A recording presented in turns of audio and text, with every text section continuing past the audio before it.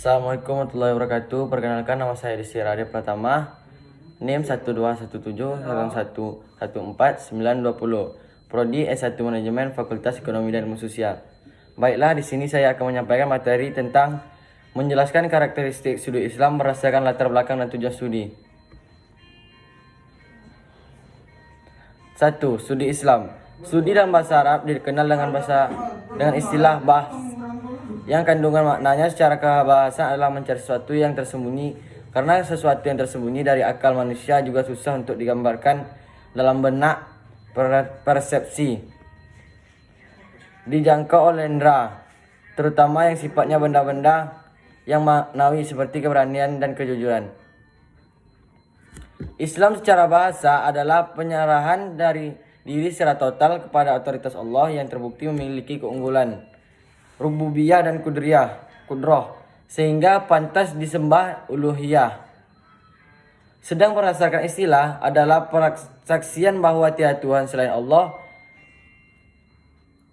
dan tiada yang pantas disembah kecuali Allah, Nabi Muhammad sebagai utusan Allah, lalu melaksanakan hak-hak Allah dengan penuh keikhlasan dan mengikuti petunjuk Rasulullah, ittiba dalam hal-hal seperti sholat, puasa, zakat, haji, dan semua ketentuan umum Islam dan aspek muamalah dan akhlak serta dalam lingkup pribadi, keluarga, masyarakat hingga level kenegaraan.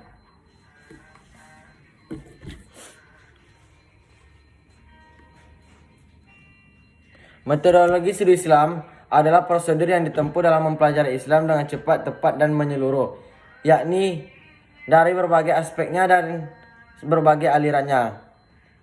Karena metodologi studi Islam punya arti penting dalam menempuh prosedur studi Islam dapat Islam yang dari pemahaman semula yang menjadi sikap yang toleran, bijaksana. Sikap toleransi tidak berarti akidahnya lemah. Posisi akidah seperti dikatakan Ahmad Tafsir bahwa dalam keseluruhan ajaran Islam sangat penting. Akidah adalah bagian dari ajaran Islam yang mengatur cara berkeyakinan, pusatnya ialah keyakinan kepada Tuhan. Posisi akidah seperti dikatakan Ahmad Tafsir dalam bahasa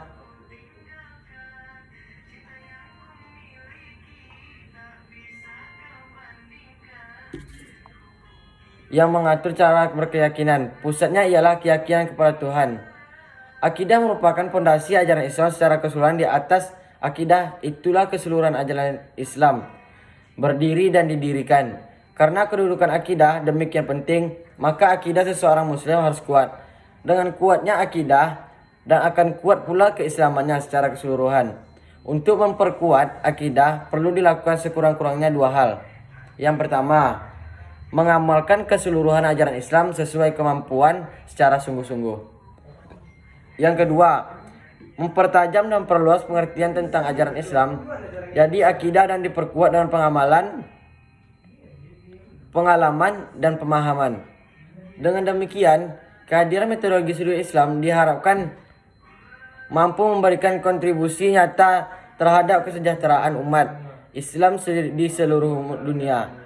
Umat Islam yang telah diberi karunia kekayaan alam yang lebih melimpah dari umat lain, diantaranya berapa minyak, dan diberi anugerah Al-Quran, peta kehidupan yang terjamin keasliannya, mestinya menjadikan umat Islam mau maju dan sejahtera.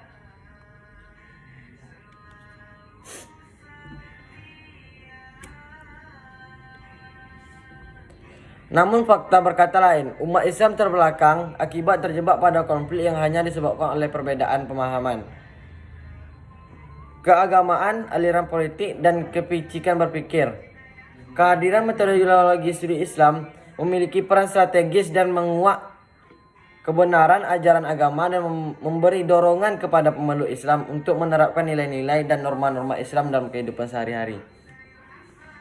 Sudah saatnya metodologi studi Islam menjadi pencerah dan pelita bagi segala kegelapan dalam mutiara Islam. Sudah semestinya metodologi studi Islam menjadi kunci pembuka bagi terciptanya kekuatan umat Islam yang akan membawa kemajuan umat. Keragaman metodologi perlu digunakan untuk menghindari kepicikan umat Islam dalam memahami ajaran yang ada di dalamnya. Karena kemiskinan metodologi dalam memahami Islam hanya akan mengantarkan umat Islam gagal menggali potensi bagi terkuatnya kekuatan Islam. Potensi yang dimiliki Islam dan Muslim. Berbagai metodologi memahami Islam yang penting digunakan untuk menggali potensi yang ada dalam Islam.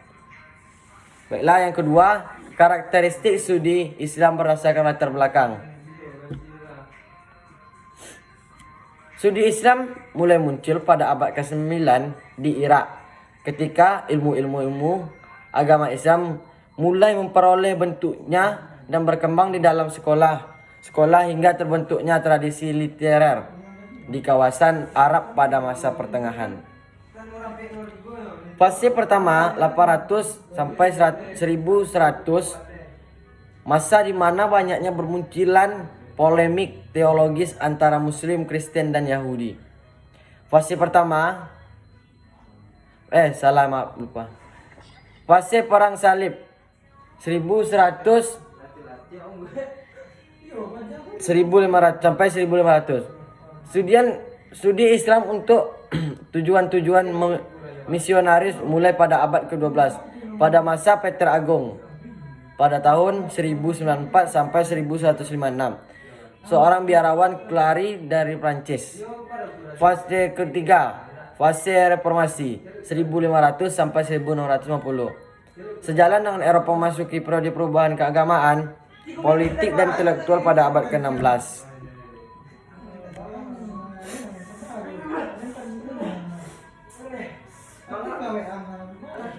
Pengetahuan dan studi Islam juga berpengaruh.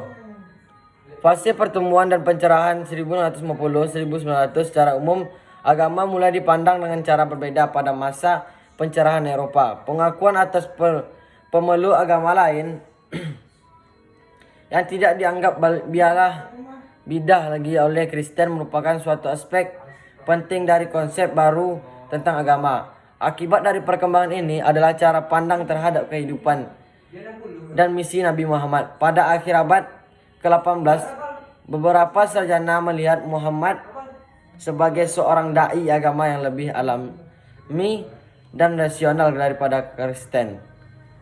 Baiklah, yang ketiga, menjelaskan karakteristik studi Islam berdasarkan tujuan studi. 1. Untuk mempelajari secara mendalam apa sebenarnya hakikat agama Islam itu.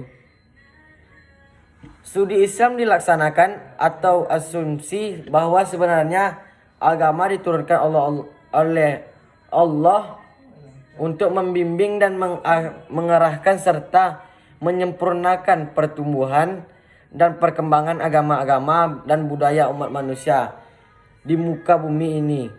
Allah telah menurunkan ajaran Islam sejak fase awal dari pertumbuhan dan perkembangan akal dan budidaya manusia tersebut. Kedua, untuk mempelajari secara mendalam pokok-pokok isi ajaran agama Islam yang asli dan bagaimana penjabaran operasionalisasinya dan pertumbuhan dan perkembangan budaya dan peradaban Islam sepanjang sejarah.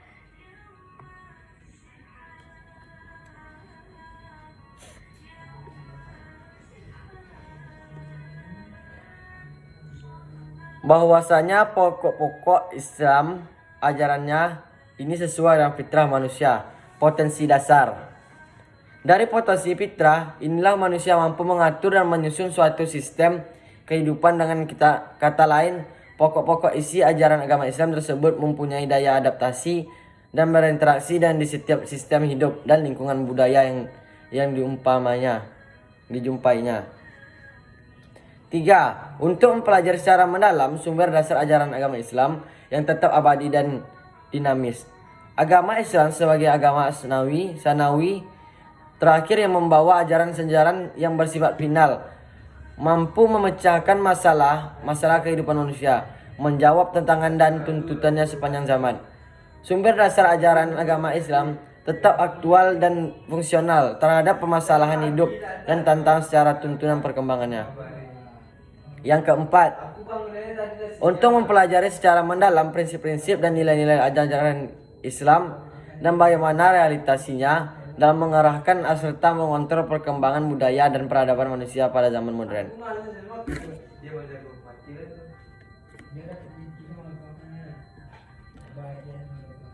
Di dalam era global, manusia semakin membutuhkan nilai-nilai dan norma-norma yang bersifat universal yang diterima oleh semua umat manusia untuk mengontrol dan mengendalikan perkembangan ilmu pengetahuan dan teknologi yang semakin canggih serta faktor dinamika lainnya dari sistem budaya dan peradaban manusia modern menuju kondisi kehidupan yang adil dan makmur. Dari semua yang saya sampaikan, saya menyimpulkan bahwa pengantar studi Islam PSI merupakan sebuah mata kuliah yang berupaya mengkaji keislaman dengan wilayah telaah materi ajaran agama dan fenomena kehidupan beragama. Pendekatan yang dilakukan biasanya melalui berbagai disiplin dan ilmuwan baik yang bersifat doktrinal normatif maupun historis empiris. Dari disiplin ini kemudian bermunculan berbagai cabang keilmuan seperti ilmu fikih, ilmu akidah, ilmu tafsir, hadis, sejarah Islam, psikologi Islam, antropologi Islam, sosiologi Islam, dan lain-lain. Pembagian studi tentang Islam yang bersifat doktrinal motif dan historis empiris memang harus dilakukan, karena dalam kenyataan seperti yang dikatakan oleh Jacques Wardenburg, harus dibedakan antara data dan informasi tentang Islam yang dilakukan oleh masyarakat Islam dengan data dan informasi tentang Islam yang bersifat deklaratif. Kajian tentang Islam bersifat historis empiris biasanya dilakukan berbagai perguruan tinggi, tidak saja tentang yang dianggap benar oleh orang Islam tetapi juga tentang yang hidup atau terjadi di tengah masyarakat Muslim dalam bentuk ekspresi keagamaan yang faktual. Sekian, terima kasih. Itulah yang dapat saya sampaikan. Semoga bermanfaat.